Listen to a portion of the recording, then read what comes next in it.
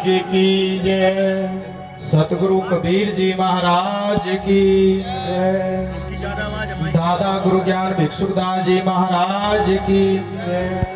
सतगुरु स्वामी समदास जी महाराज की जय। कौम के अमर शहीद संत रामानंद जी महाराज की जय।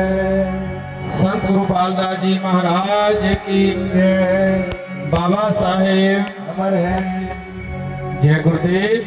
गुरुदेव परम संत साहेब शिरोमणि सतगुरु रविदास महाराज जी का यह सोना दरबार गांव जुनड़ा के अंदर सतगुरु रविदास पार्क,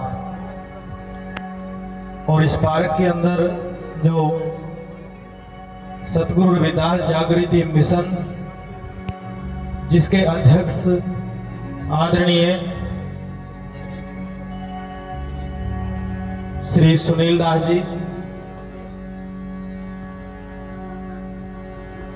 जिनकी मेहनत से वह जागृति मिशन की जितनी भी टीम है उनकी लगन से मेहनत से आज यहाँ पर ये सोने दरबार सजेंगे। हम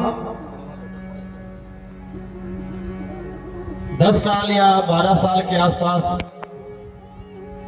इतना समय हो गया, हमारे पिता श्री गुरुदेव संत गुरुपालदास महाराज जी के साथ हम आते थे और आदरणीय सुनील दास जी से हमारा मिलना होता था।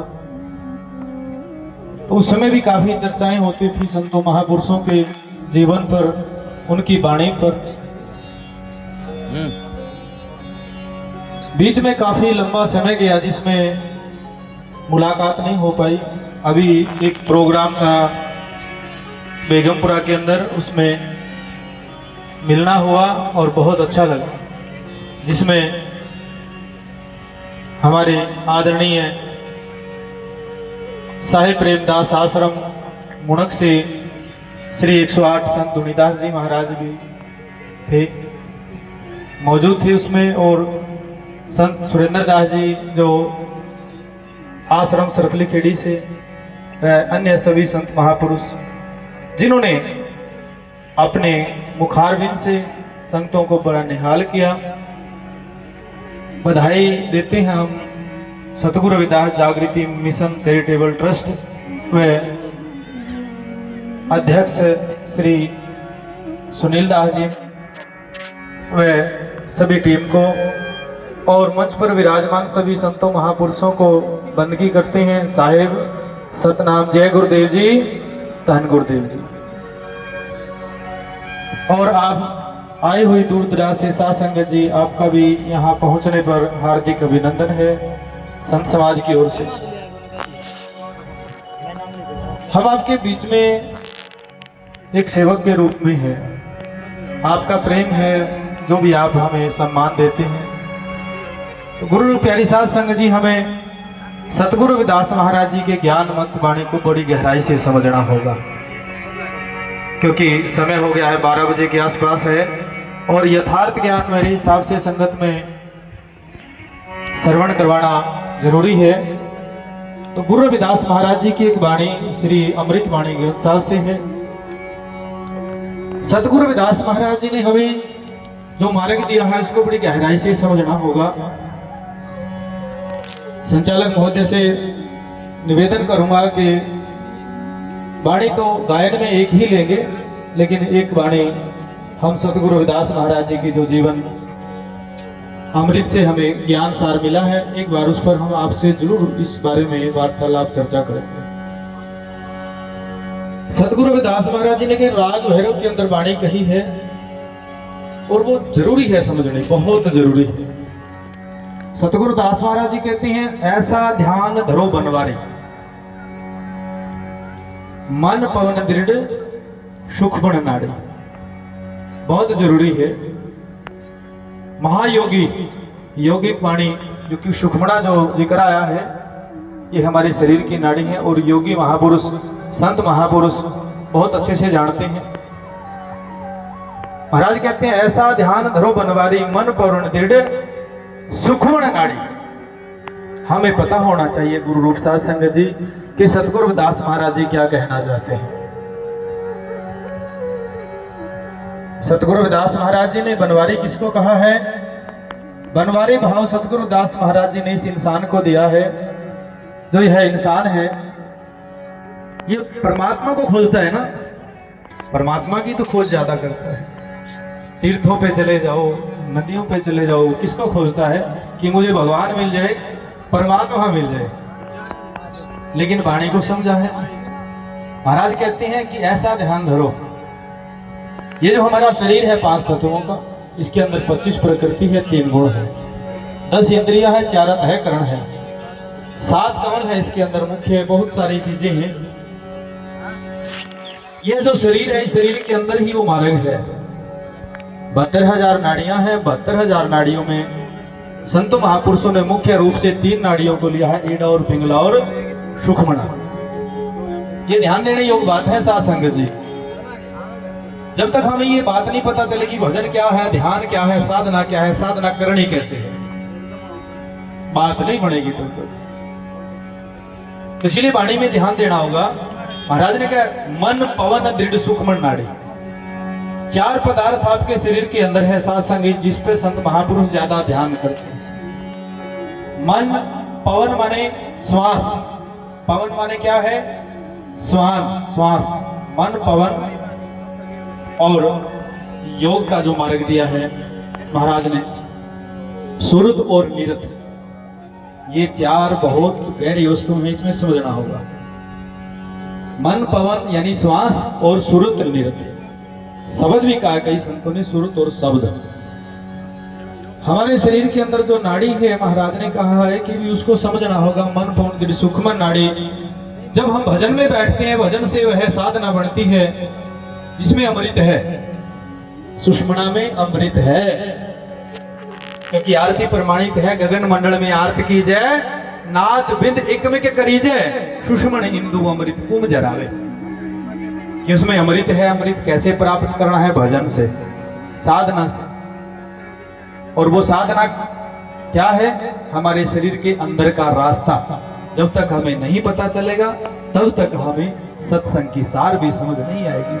सार सतगुरु दास महाराज जी बहुत गहरी बात कहते हैं आगे, सोई तप तपो जो बहुड़ ना तपना, और सोई गुरु करूं जो बहुड़ ना करना। कि गुरु भी मैं करूं तो कैसा कि मुझे दोबारा गुरु नहीं करना पड़े, और तप भी मैं तपूं तो कौन सा कि मुझे दोबारा तप ना करना पड़े। अब हमें पता होना चाहिए कि वो तप क्या है और वो गुरु कौन है जिसे करने से दोबारा गुरु करने की जरूरत नहीं पड़ती। वो गुरु कौन है, बाहर है या अंदर है? पता होना चाहिए ना कि कहीं वो गुरु बाहर है या अंदर है। तो जानकारी के लिए बता देते हैं साध संगत जी कि वो गुरु बाहर नहीं है। जो एक बार कर लिया तो दोबारा करने की जरूरत नहीं पड़ेगी। वो गुरु कहाँ है? वो गुरु हमारे अंदर है। महाराज कहते हैं बाहर खोजत क्या फिरे, घटके अंदर खोज, रविदास उन्मनी साध के देख पिया को ओज। इस शरीर के अंदर एक श्वास का मार्ग है, और श्वास हमारा नाभि कमल से उठता है। साध संगत जी ये बहुत गहरा सार है, जहां महाराज जी संकेत करते हैं कि सोई गुरु करो जो पहोड़ ना करना, ऐसी मरो जो पहोड़ ना मरना। कि मरनी भी तो कैसे कि दोबारा मरना ना पड़े। सीधा वो कहा संकेत किया अमर हो जाए, कि ऐसा मरना चाहिए कि अमर हो जाए, ना कि दोबारा हमें जन्म लेना पड़े। उल्टी गंग जमन में लाऊं, बिन ही जल मंजन हवाऊं। अब शरीर में महाराज कहते हैं बिन ही जल मंजन हवा। ये है अंदर की साथ साथ संगत जी भजन का मार्ग है। शरीर का जो 7वां कमल है जिसे सहज दल कमल कहा जाता है। वैसे तो बहुत कुछ है बताने के लिए। तो अमृत की अगर बात करें तो हमारे शरीर में एक मुद्रा है जिसको खिचड़ी मुद्रा कहा जाता है, जिसका कंठ के अंदर तालू में निवास है, जिसको जिह्वा उलट कर साधु जन उसका अभ्यास करते हैं। महाराज कहते हैं खेचरी, चाचरी, बुचरी, अगोचरी और उन्मुनी, ये 5 मुद्रा प्रधान है। इसमें से एक का ही जिक्र मैंने बताया अमृत पीने का। प्रकाश देखने का भी है, अनहद सुनने का भी है। तो ये महाराज जी यहीं पर ये संकेत कर रहे हैं कि बिन ही जल मन जन हवाऊं, मन चंगा तो कटौती में गंगा। बात साफ है। साधना भी कौन करेगा? जिसका मन अच्छा होगा वही साधना करेगा। अमृत कौन पी सकता है? जिसका मन अच्छा होगा। अनहद कौन सुन सकता है? जिसका मन अच्छा होगा। महाराज जी कहते हैं लोचन भर भर व्यम निहारूं, यहां प्रकाश देखने का संकेत करते हैं। लोचन माने आंखें, प्रकाश माने हमारे शरीर के अंदर त्रिकुटी जो स्थान है। महाराज कहते हैं गगन मंडल दिवराज ने बिन बाती बिन तेल, रविदास सूरत को साध कर देख पिया को खेल। यहाँ प्रकाश देखने का महाराज चारों चीजें अंदर बताई हैं, महाराज ने बाहर नहीं बताई हैं। लोचन भर भर व्यम निहारू, ज्योति विचार न और विचारों, पिंड पड़े जीव जिस घर जाता, शब्द अतीत अनाहत रहता।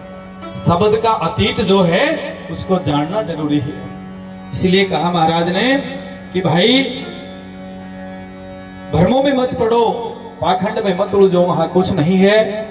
जा पर कृपा सोई भल जाने, गुंगो साकर कहां बखाने।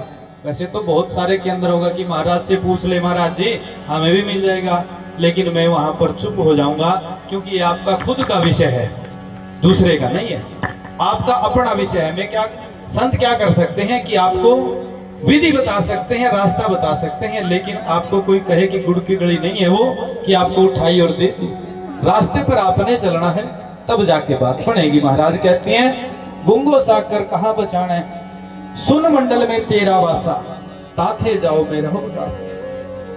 कि जिस दिन आप उस गगन मंडल के अनुभव को जान लोगे तो महाराज जी कहते हैं कह रविदास निरंजन जामो, जिस घर जामो बहुड़ ना आओ।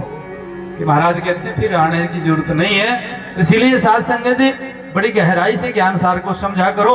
आपके शरीर के अंदर वो रास्ता है, बाहर नहीं है। तो ज्यादा समय ना लेते हुए कबीर साहब की वाणी एक श्रवण करते हैं। यथार्थ ज्ञान में श्रवण करेंगे।